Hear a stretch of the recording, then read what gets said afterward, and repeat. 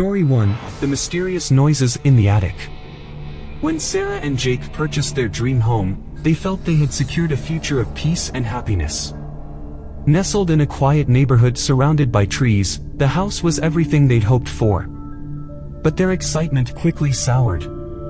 It started with small, almost dismissible noises, faint scratching sounds late at night, which they assumed were squirrels or raccoons. Over the weeks, the noises became louder, evolving into what sounded like shuffling or even faint murmuring. Jake climbed into the attic one day to investigate but found nothing out of the ordinary, apart from a strange musty smell. The couple brushed off the incident until Sarah, home alone one evening, heard footsteps directly above her. She froze, her heart pounding. Grabbing a flashlight, she climbed the attic stairs despite her better judgment. The beam of light swept across the space and landed on a chilling sight: a small pile of personal items, a wallet, an empty fast food container, and a notebook. Someone had been living there. The police were called, and further inspection revealed that the intruder had been using a broken vent to access the attic.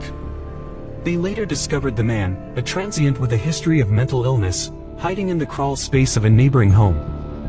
Though he was arrested, the trauma of knowing they had unknowingly shared their home with a stranger drove Sarah and Jake to sell the house within months. Story 2: The Blood-Soaked Basement. The Johnson family was thrilled to purchase their first home, a large colonial-style house built in the early 1900s. The house had a few quirks: creaky floors, dim lighting, but they loved its old-world charm. The real estate agent had mentioned the locked basement, calling it a simple storage area with no functional use. The Johnsons didn't think much of it at first. Weeks after moving in, Mr. Johnson finally decided to open the basement door. With some effort, he managed to pry it open, and what lay beyond took his breath away. The walls were covered in dark stains, and the air was thick with an indescribable stench.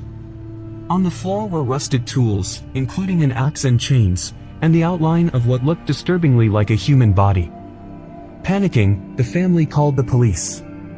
After extensive investigation, authorities discovered that the previous owner, a reclusive man, had been a suspect in multiple disappearances but was never charged. Forensic tests confirmed that the stains were blood, and the basement had been the site of gruesome crimes. Though the house was structurally sound, the emotional weight of its history was unbearable. The Johnsons tried to sell the house, but rumors of its past kept buyers away.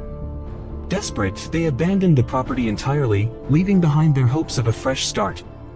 Story 3: The Haunted Mirror. After her divorce, Lisa was eager to start fresh with her teenage daughter, Emily.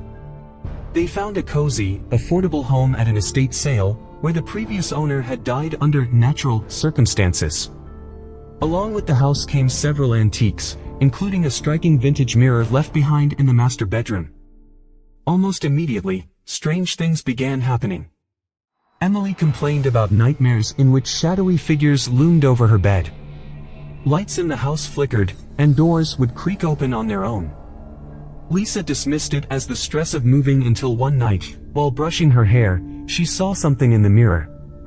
A dark figure stood just behind her reflection, its face obscured. Lisa spun around, but the room was empty. She tried to rationalize the experience, blaming exhaustion, but the encounters only intensified. Emily began waking up with scratches on her arms, and one morning, the word "leave" was scrawled in condensation on the bathroom mirror, though no one had been in there. Lisa sought help from a local historian, who revealed that the mirror had been in the house for over a century and was rumored to be cursed. Its original owner, a woman accused of witchcraft, had been murdered in front of it. Desperate, Lisa removed the mirror and stored it in the garage, but the hauntings persisted. One night, the family awoke to a deafening crash. The mirror had shattered on its own. Believing this to be the end of their nightmare, they tried to move on.